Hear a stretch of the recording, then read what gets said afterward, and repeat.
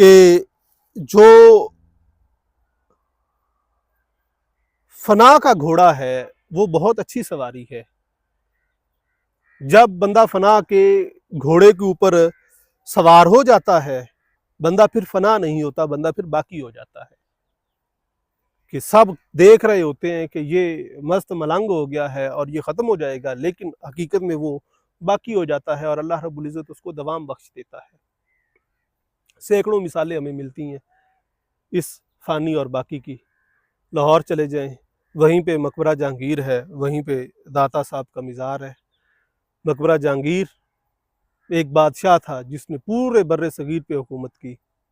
وہاں پہ لوگ کس طرح سے جاتے ہیں، کس انداز میں جاتے ہیں، سبھی کو معلوم ہے. دوسری طرف داتا صاحب ہیں جنہوں نے ساری زندگی اللہ رب العزت کی ذات کے لیے وقف کی اور فنا کے گھوڑے پہ سوار رہے. آج اللہ رب العزت نے ان کو بقا عطا کی ہے. جو ساری زندگی باقی کرتا رہا، محل بناتا رہا، اپنے لیے آسائش کے سامان بناتا رہا کہ میں باقی رہوں، وہ ختم ہو گیا ہے. حضرت بیدم وارسی آپ فرماتے ہیں مٹ کر بھی رہے باقی جو تجھ پہ مٹے ساکی، جو مٹتے ہیں بنتے ہیں خاکے درے جانانا.